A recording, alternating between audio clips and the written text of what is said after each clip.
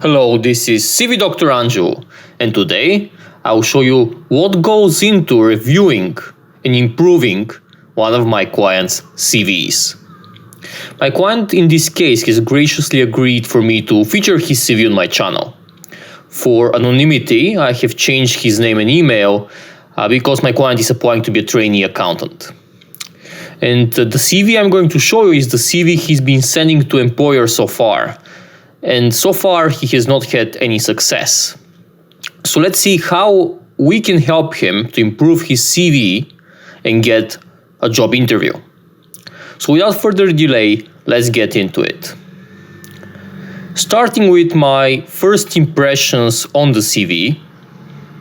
And mind you, first impressions on a CV are very, very important. They're in fact the most important thing of the CV. Because most employers will spend no more than 30 seconds when reviewing a CV. So this is 30 seconds on your CV before they decide whether they will keep reading it or put it in the rejection file. So you want to make sure that those first 30 seconds that your prospective employer is going to look at your CV are going to impress him, and they want to continue looking at it and reading what you're all about. So without further ado, let me open my client's CV and let's see what he has going on there. As mentioned, the name has been changed, email as well, just for anonymity purposes. The address and phone number are changed as well. So just looking at the CV formatting. It's a little bit long and it's a little bit messy. Just looking at it, it doesn't look very nice on the eyes. So if I was reviewing this CV as an employer, I probably would not spend a lot of time reading it. I'm just gonna glance through it. I'm just gonna think, well, this is too long for someone who is applying for just a graduate job. It's a bit messy. It's already made a negative impression on me. So first things first, I would try to improve the structure of this CV. Second, let's just analyze why is it as long as it is. So going through the sections seems to have most of the essential sections. There is a profile, which is fine. There is an education section, which is correct. There is the work experience section, which is relatively long, but this is fine because you want to emphasize your work experience. You have a computer skills section, which is important. Now there is additional information about a driving license. This has to go. You don't need this on the CV unless you're applying to be a delivery driver or some job that requires you to have a license. But for most trainee accountants, this is completely unnecessary. Just adds fluff to the CV. Let's just get rid of it. The interests section is fine, just at a first look. It's important to show our interest, but the referees section is not necessary. Referees tend to be quite outdated. You don't really need a referee section on a CV. If you are made an offer, then the employer themselves would ask for referees, but you don't need to include them in the CV without having been made an offer or even being invited to a job interview first. So let's get rid of the referees section as well.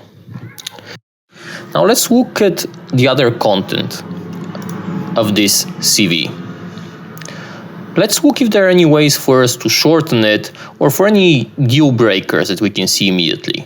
So just browsing through the profile section, a mathematics student who is keen to find the position as a trainee accountant, reliable, trustworthy, numerate, and meticulous, worked for a firm of chartered accountants last summer and gained a good understanding of what is required of an accountant, able to work on own initiative as part of a team and can deal with administrative duties competently. Actually, this is fine. It can be improved, but there is nothing glaringly wrong here. Going down to the education, now I can see possibly a typo here.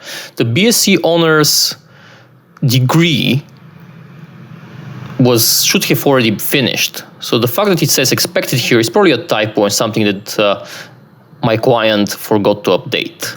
So make sure your CV is relevant and up to date. In this case, I did speak to my client beforehand. I know they actually achieved 2.1, so we can immediately fix that.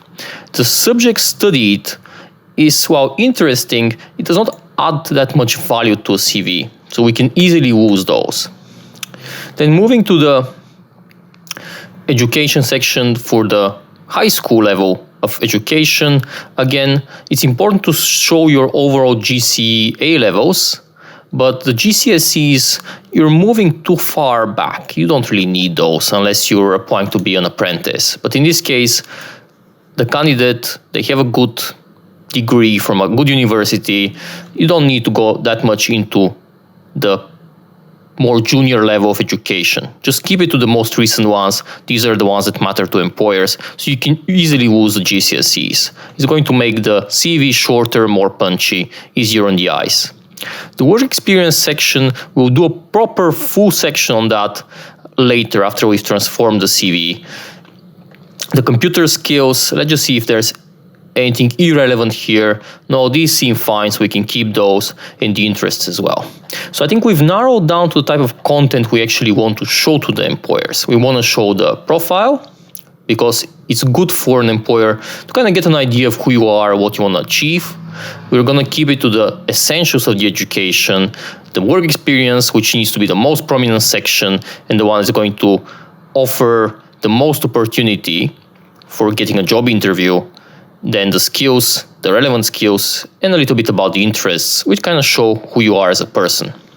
So without further ado, let's transform this into a nice, neat CV and then get into the depth of improving it.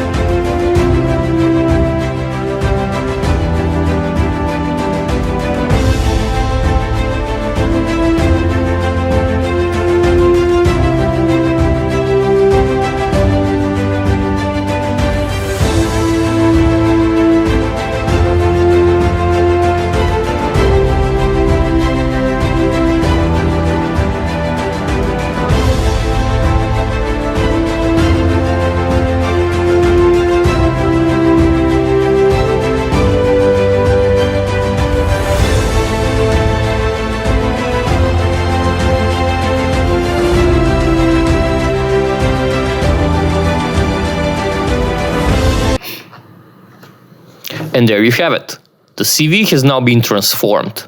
It's punchy, it's concise, it shows all the right things, and it's going to impress any employer who looks at it. Now we're going to go through the content. Make sure the content is telling us the right thing. So we briefly touched upon the professional summary. I like this professional summary. The first sentence, a mathematics student who is keen to find a position as a trainee accountant. This is great. Shows me a little bit about who the candidate is, what they're looking for. They're reliable, trustworthy, numerate, and meticulous. It kind of points out what type of qualities they claim to have, and kind of would focus my view when I read the rest of the CV, such as the work experience or the interests, to kind of look for any bullet points that show me that this person is indeed reliable, trustworthy, and meticulous. Worked for a firm of chartered accountants and gained a good understanding of what is required of an accountant. You can lose the last summer bit. You can just keep this relevant. Just go to the punchy bits. Worked for a group of chartered accountants, shows the person has work experience and they've learned what is required of being an accountant. Something for me to look out as a potential employer when I check the rest of the CV. Able to work on own initiative or as part of a team and can deal with administrative duties competently, which is great. Shows me that this person claims to be able to add value. I like this professional summary. Now moving to the work experience.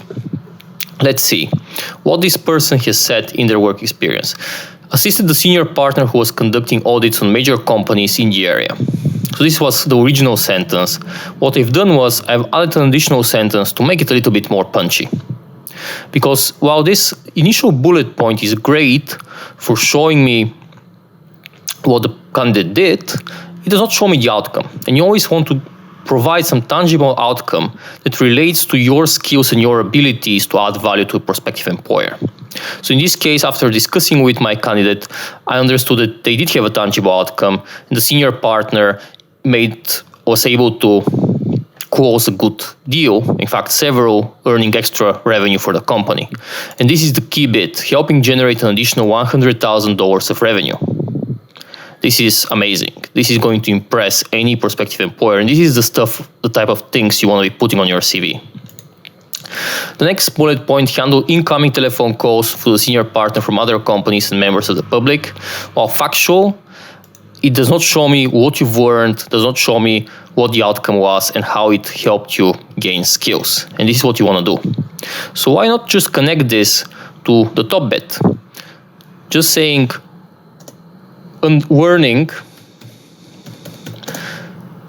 the key requirements of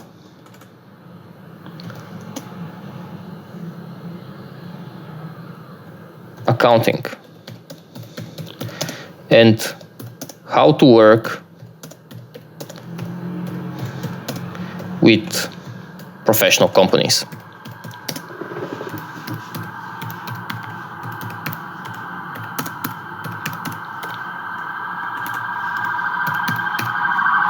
It shows me that this candidate learned something, that they've gained skills, that they are on point. So now the sentence became, handled incoming telephone calls to a senior partner from other companies and members of the public, learning the key requirements of accounting and how to work with professional companies. Great. This additional sentence would have added a lot of value to this candidate. Separately organized and maintain the senior partner's filing system. I kind of would expect the candidate to have done that if they were an administrative assistant. I do not think this is necessary. So let's lose that sentence. Type reports on an IBM compatible PC using the perfect word processor and gained technical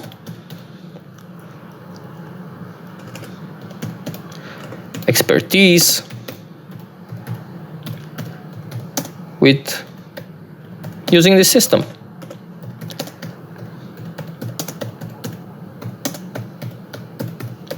Important to know what the outcome was. Devised a new filing system to maintain the files held by the department. Again, great for telling me what you did, but what was the impact? Let's just say improving department efficiency by 25%. And freeing more time. By doing this, essentially, you freed more time for the rest of your colleagues to focus on value-adding work.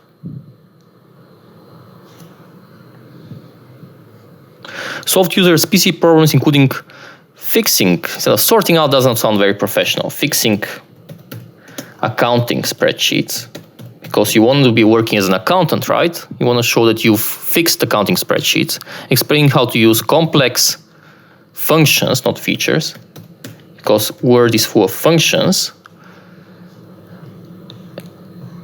in word processing packages. So this is the type of items you want to put on your CV. Suddenly this work experience now looks a lot more impressive. Let's see the other one, the coordinator one. So the candidate also worked in a community center as a coordinator. This is great. If you do not have any relevant work experience, a very easy way to build some work experience is essentially by volunteering. And this is what the candidate did in 2018. It adds to the CV. It helps you get a job. So organized a local advertising drive that increased the number of elderly people coming to the center by 20%. Great. Shows me what they did, what the result was. This is what I want to see in a CV. Organized games for people attending in the afternoons. Escorted some of the elderly people to and from the center. This is fine. I would say this is not your main experience. in this case, kind of shows a little bit about humanity. I would leave these two here. I'm not against them. To kind of put some context into what they've done, and kind of shows me that this person is sociable, people's person. So I'm quite happy to leave this here. The education section, we've fixed that. We've made it more impressive. We've made it nicer. The Chadley High School, we've just kept to the A levels. We've added the technical skills, and we've just added the interesting activities. And you want this to be a one-page CV. So let's see if we can maybe make it a little bit punchier. You can put this on one line. And done. Here we have a very impressive CV that's going to get you many job interviews. So I hope you found that interesting, and I will be doing free CV reviews and improvements. So keep an eye out for my next video where I'll offer all of this. I hope you found this interesting. This is CV Dr. Andrew, out.